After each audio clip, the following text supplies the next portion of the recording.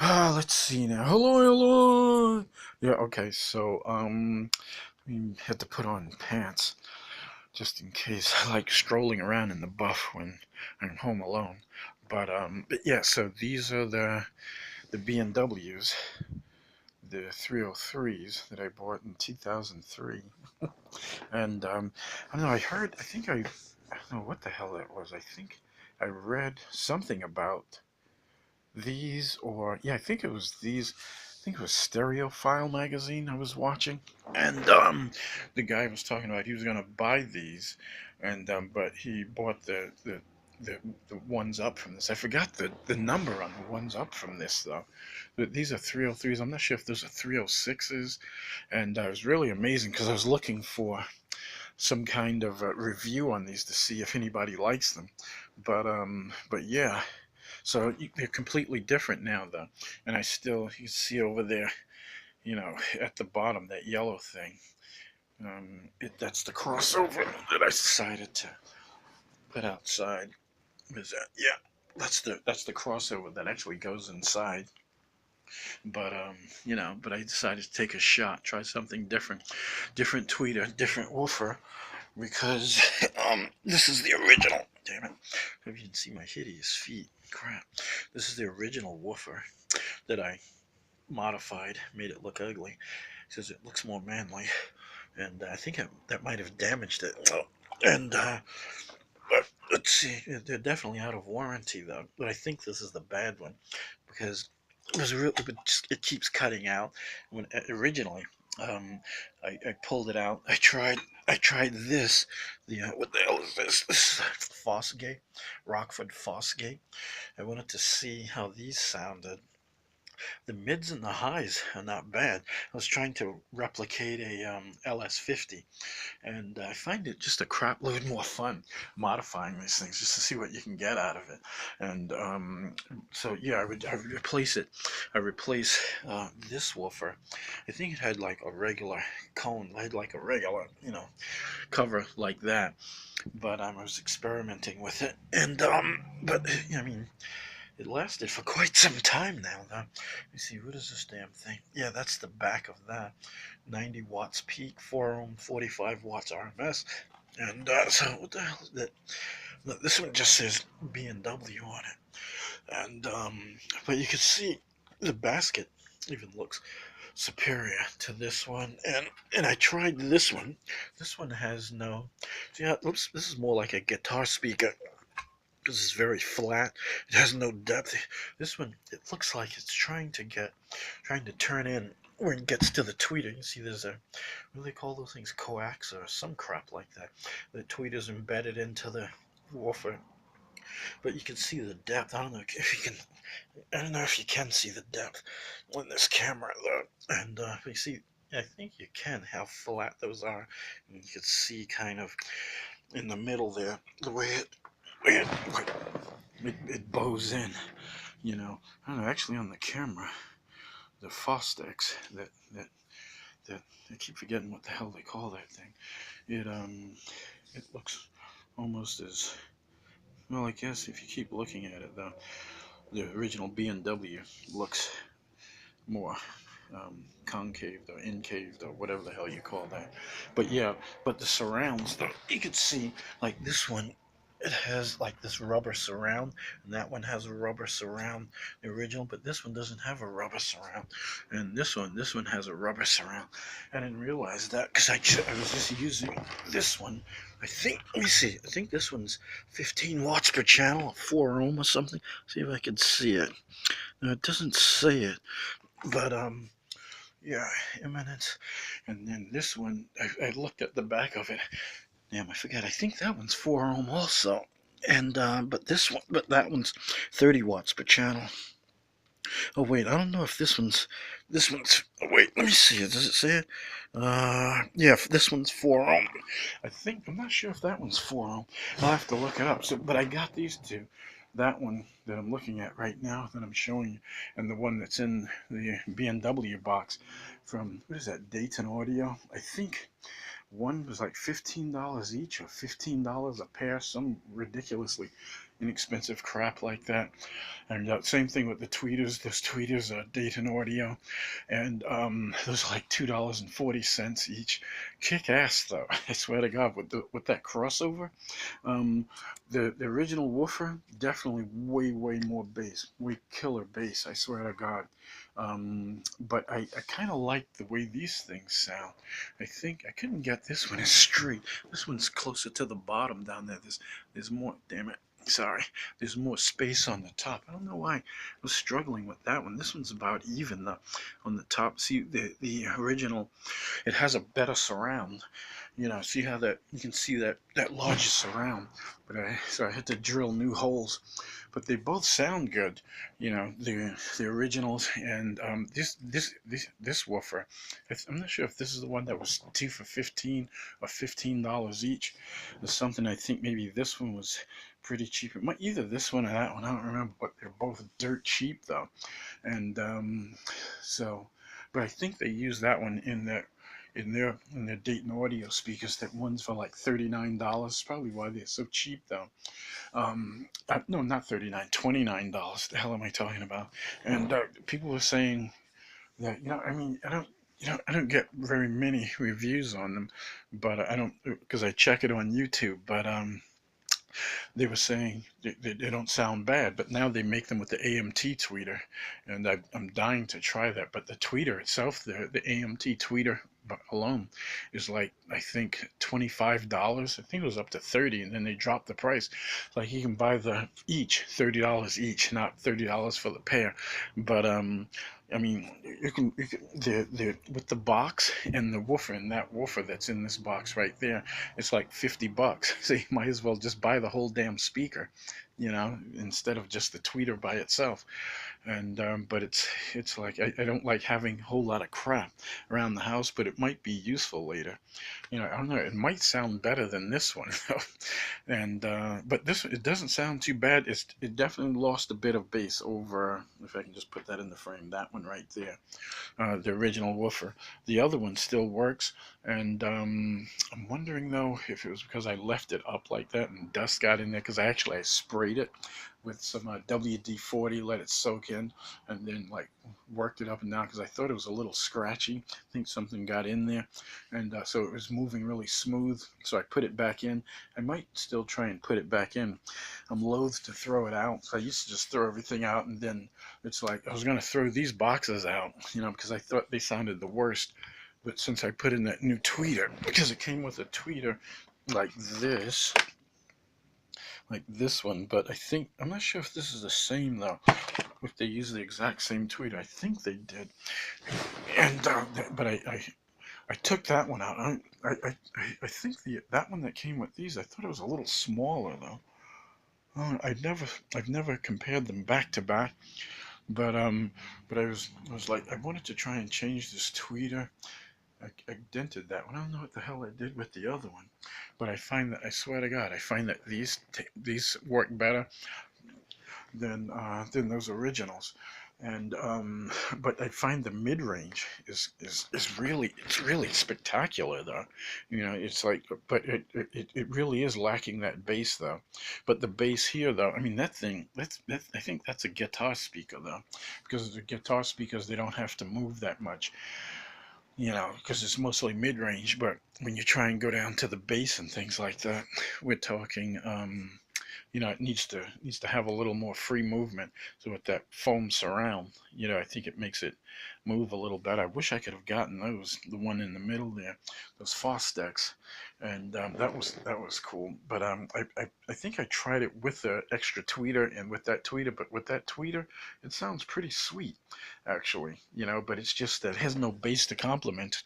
But that's what I found though, when you run these speakers with no bass and you have good mid-range. I think the mid-range seems to be a little better now though, a little cleaner, and a little more pronounced, a little more forward, because I find that it's still not playing the way it was before, because with that woofer, with the original woofer, and I play the Avril Lavigne thingy, this one, Avril Lavigne, Let Go, the music, it seems to just, I think I talked about that on one of the other videos.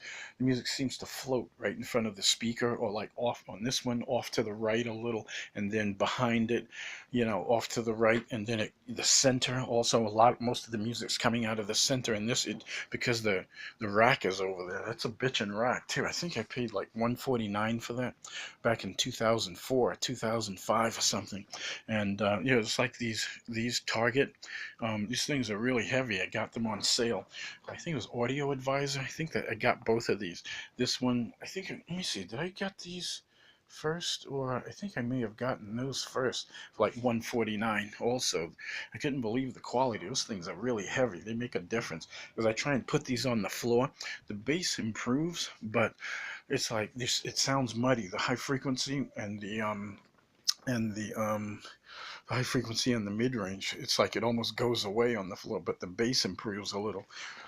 Sounds a little more bassy or boomy, get a little more boom out of it. But now this one is definitely missing that boom of, I don't know, maybe I'll try and get a replacement, see what the replacement costs for that woofer. It definitely sounds more high end, sounds killer high end, a more complete speaker, with its original woofer and that Dayton tweeter that's $1.35. It's like, what the hell is it? I think it's a 2.5 or 2 3/4 inch, almost a 3 inch tweeter. But it's kick-ass. There's a lot of sound, a lot of music comes out of that.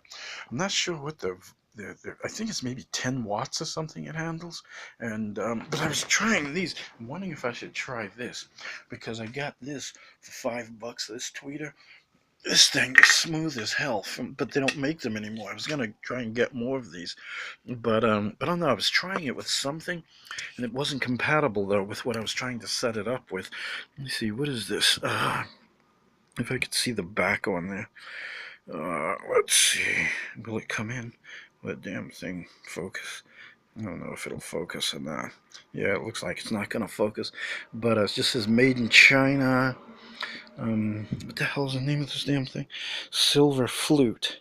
And it's got some 5 watt max, 8 ohms, 53 1060. But this thing, I was using this with that woofer though. I had that thing. So when the hell did I get that woofer? I mean that I think I got that thing. I got it with like one of those disco speakers, and it has like 4 of these things in it and a horn. And it didn't sound too bad actually at first. I find if I use it in the garage, it sounds kick-ass because it's a concrete floor. It's really amazing what the difference is. But oh damn it! I just stepped on that. Oh damn it! I just tripped over that one. But yeah. That one's not deep enough. It's really shallow. It's like if you play it now, you'll get nothing, no bass whatsoever. But I found a set of 18s, MTM.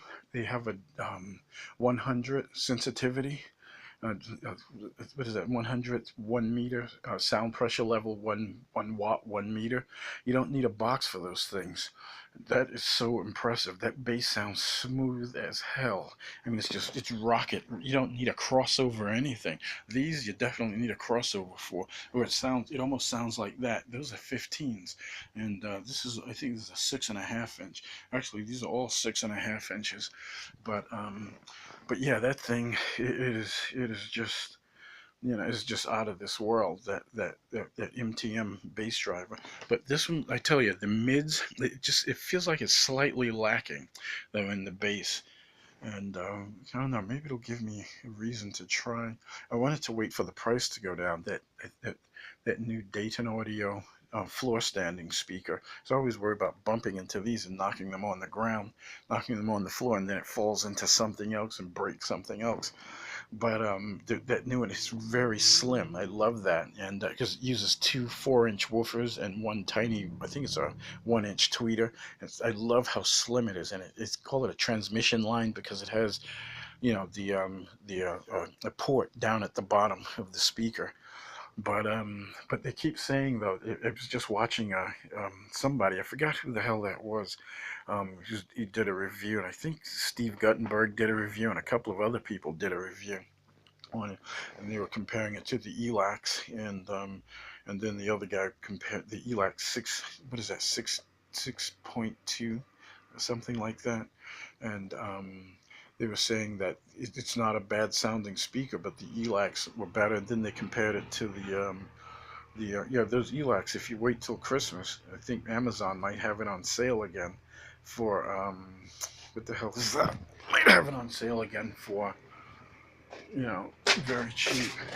So the hell, yeah, for 150 bucks.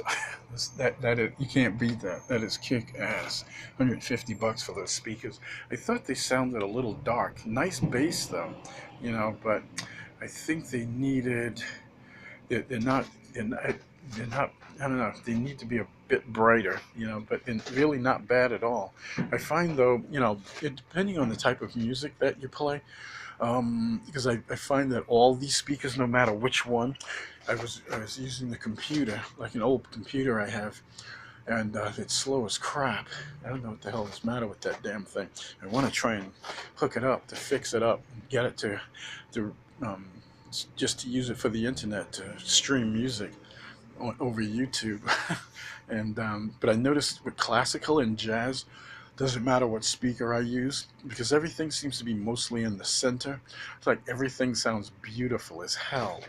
But like rock, you know, there's just the engineers, the way they mixed it, it's just the range is just extended like crazy.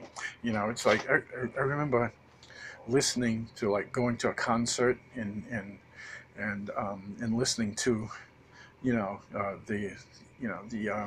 the artist, and then when I get their CD, and it's like it has all these instruments that are just all over the place, you know, when you play it. So I don't remember hearing that damn instrument. Boy, this thing sounds better than live, you know, because I know the consensus is for audiophiles and high-end audio to try and reproduce live music, but I mean, this stuff, it's sounding better than live music with its dynamic range, you know. But they say it's fatiguing though after a while, if you know, you sit there and listen to all that range all the time, you know, from this very high frequencies, very low frequencies, and very pronounced mid-range. But I kind of agree with them, but it still sounds kick-ass. But I think it's really good for, like, when you're walking or jogging, you know, something like that, and maybe even entertaining, you know, in the car, something like that. And but yeah, I find that live music, I don't care what it is, I could listen to it forever. I never get fatigued, you know. So I think that's why they try to duplicate it, and why they always talk about flat, you know, having the you know, the sound, you know, reproduced in a flat manner, and you know, and on your system, trying, like, if you have an equalizer, whether it's the speakers, the CD player, or turntable, or the you know, the amplifier, they want a flat response. But I think I've heard it mostly in speakers, but I understand that. But the other thing that I've been I think I mentioned it though on my channel previously on another video when I was talking about the Magnepans and the BMWs, because I've been experimenting with these things for years. And I find that a crap load of fun though, how these changes, you know, some changes could either make it worse or better. I find that a lot of them actually kind of make it worse, but that's part of the fun, because I'm thinking about, let me see, let me try this, let me try that, how can I improve? And you know, so it's like I'm wondering if I can actually improve things myself, you know, and because I find that's half the fun. It seems like the engineers, you know, and the manufacturers are having all the fun, and then we get it. We just sit like bumps on a log, and that's why I don't like buying, you know, very expensive speakers, because if you get a very expensive speaker, well, I can't afford them any damn way, but you can't tear them up. You can't. I can't do crap like this, tearing things apart, you know, and because if I mess it up, that's a lot of money down the drain, you know. I mean, even for, like, you know, $500 to $1,000 speaker, you know, that's a lot of ice cream down the drain, damn it. And Little Debbie's cakes and devil dogs and, okay, let me not get started. But anyway, the other thing I remember reading in Stereophile about how they, I'm not sure who the hell it was, they had that, like, I'm not sure if it was John Atkinson or another guy. I'm not sure if he had like a W in his last name. I don't remember exactly. Damn, I wonder if I kept those magazines. I don't think I threw them out. I might have thrown them out. But I loved his. But they don't have the column anymore. He had a column where he would give you tips and tricks. I think it's how to tune or how to tweak or something like that. And I remember one thing he said about turn the music down. You know, let the music come to your ears. You know, or let your ears come to the music. And I think I mentioned this on one of my other videos that I noticed I tried that and it's true. You know, I find it's definitely not as fatiguing, you know, but you have to have the proper compatibility. You know, you have to have the proper amplifier and speakers and things like that. It really isn't that difficult, to be honest with you. You know, because you can just add a subwoofer. But I don't know. They keep saying, as I was listening to Paul McGowan, I think I mentioned it previously though. Also, he was saying how you got to have a subwoofer, and but subwoofers, it is directional because they have, you know, the snare drum, the bass drum, different drums that they use and the engineers engineer it to go from side to side. It's not mono, you know. And there's some other instruments that you get from the bass also, like if you have low bass mid-range, you know. And because I mean most of the two-way speakers, I mean all the two-way speakers are mid-bass. And they who knows, because I mean when you look at those studio, the speakers, the engineers in those studios, most of the time, I'm just actually realizing it, that most of those speakers are two-way speakers, you know, and they're very small speakers. So they're not three-way speakers, you know, they're not huge speakers. They're not very expensive speakers. I think they use like Tannoy and other speakers like that. 'Cause, I think I was in Stereo Exchange. They moved though. They used to be on Lower Broadway near what is that, Houston Street. I remember the guy that used to work there. His name is Vince, a really cool guy. And like back in the '90s, he was saying Rick Ocasek of the Cars came in and bought a pair of Proax, and it's like let me see. I don't. I think it almost looks like those totems, the I think it's the Rainmaker or the Raincatcher or something like that, and where it had almost the same size. I remember them slightly because I kind of like the way they look. They look almost like studio monitors, and I think he was saying that's what he was going to use them for. But yeah, but he was saying no, you don't want those. Those aren't as musical. You know, they're very flat. You know, they don't have any dynamic range or anything like that. But that's what they want. You know, the musicians, because that's where most of the music is, and that's where they're recording. You know, they want that voice to come out. So for whatever reason, but yeah, um, yeah. So the other thing I was thinking about, if I didn't mention it already, I think I mentioned it in one of the other videos, how it's good to turn it down because you don't activate the room. You know, you don't have that many reflections. Because I remember there was a guy, I was just actually watching a video today. He was saying how the first order reflection, that's what you get, you know, from the sides basically of the room. So that's why these, if you can notice, these are out. These are you know, away from the back wall, and they definitely sound a hell of a lot better. They sound just musical as hell. Still not as musical. I mean, they sound with that original woofer, they sound killer high end. You know, from low to mid to high. Where this, the mids and the highs, I swear to God, they sound high end. They sound sweet and clear. You know, and it's like no harshness or anything like that. And so yeah, this is my CD player. Excuse me, crap! I was about to um, choke on my own spit. I'm so fat. Yeah, and this is a TIAC, and I took it apart because I noticed again, just like that, just like the crossover. You take it out of that box, because that box is ringing like crazy, and then you have all of the radiation there. So everything is emitting radiation, especially this thing, the transformer. You know, that's putting out big radiation. That thing is warm. It's really hot, and it's just sitting there idling right now. Although I had it running, you know, for about two CDs, but it's just sitting there hot in this thing. This is totally cool. I can't believe how good this thing sounds. I swear to God, it is damn impressive. But you see, I have it sitting on this brick to try and help dampen any vibration. It's totally cool. And yeah, I just got the tape over it. I think these are, you can see the output, the MOSFETs. And let me see, I wonder if I should go around the back. Crap, this is going to be a long ass video. I can't believe I can't shut up though. It's like, but it's so cool. I have so much to talk about. This is like, this thing, that's for the battery leads.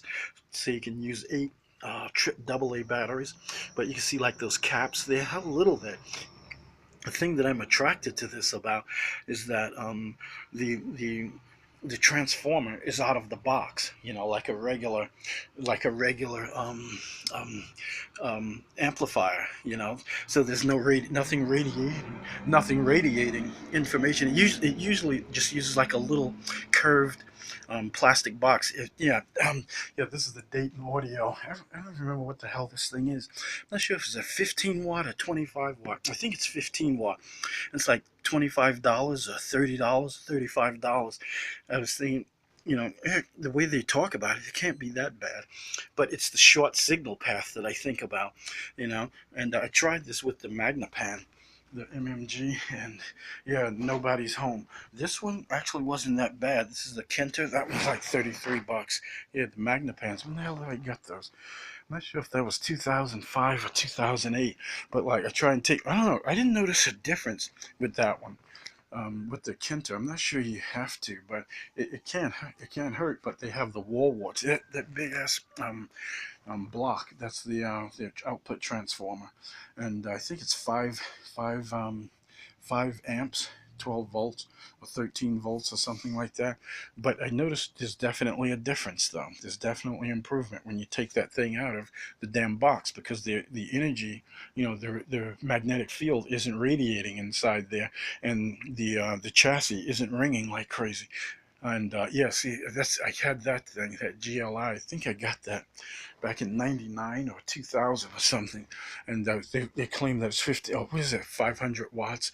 I think they were saying, yeah, it could peak at 500 watts. I'm not sure what I did, because after I took it out, it seemed to work a little bit. Then the damn thing just went bad.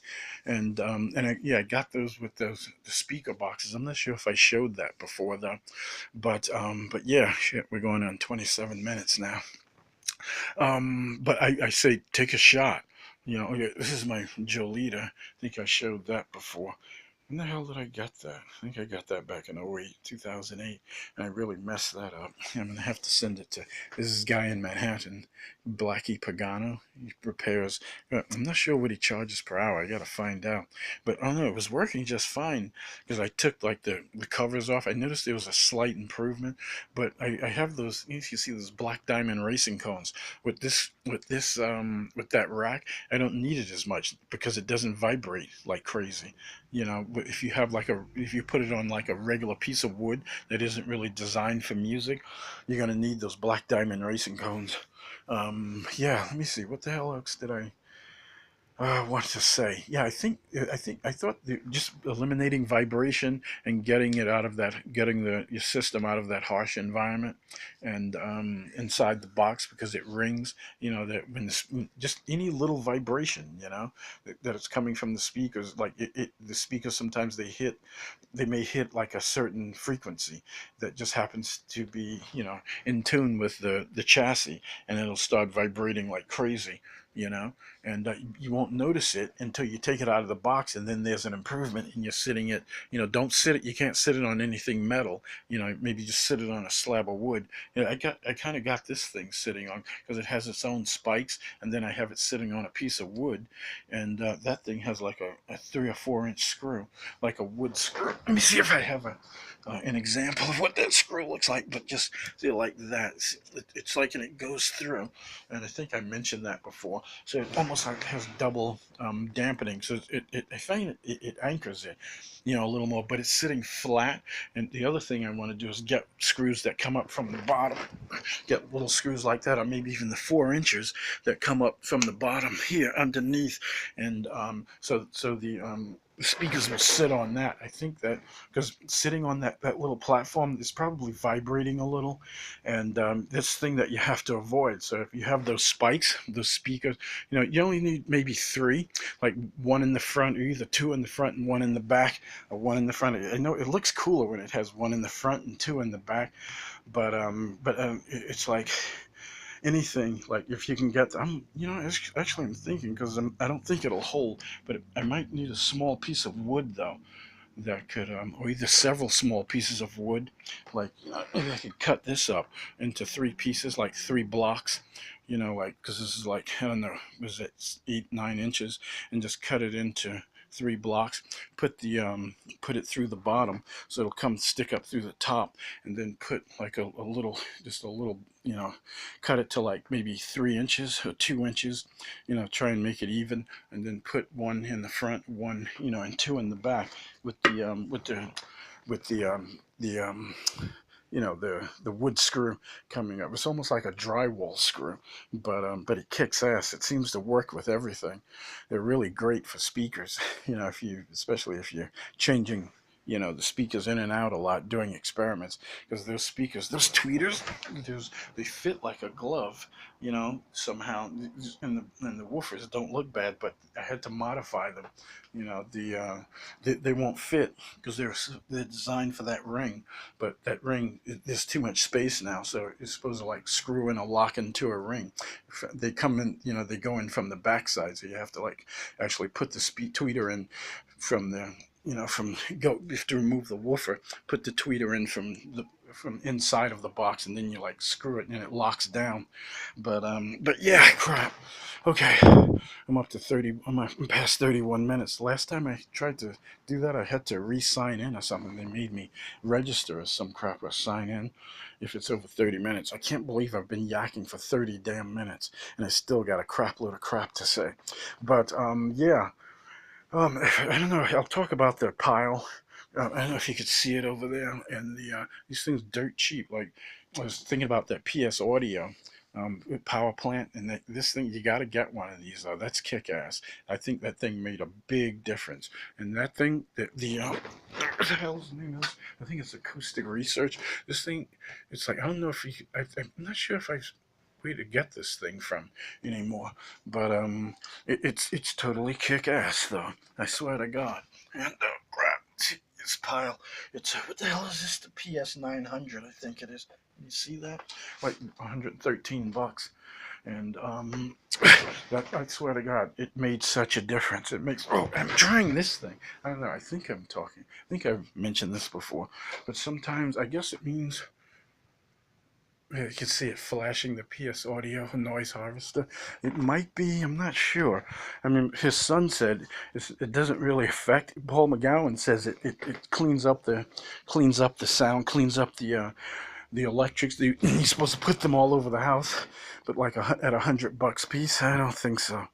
Yeah, so maybe that's why there's no difference. I'm not noticing a difference. It's not all over the house. I kept asking them, so will I notice a difference with one? Because it's like, I figure it's PS Audio, so they're supposed to be quality people. But it was really funny because when he did the video on that, when he was talking about, he's talking about snake oil, and then, well, okay, so love you guys. Don't forget to subscribe, like, share, and comment, huh? So share, and comment, and but subscribe the most. Okay, later.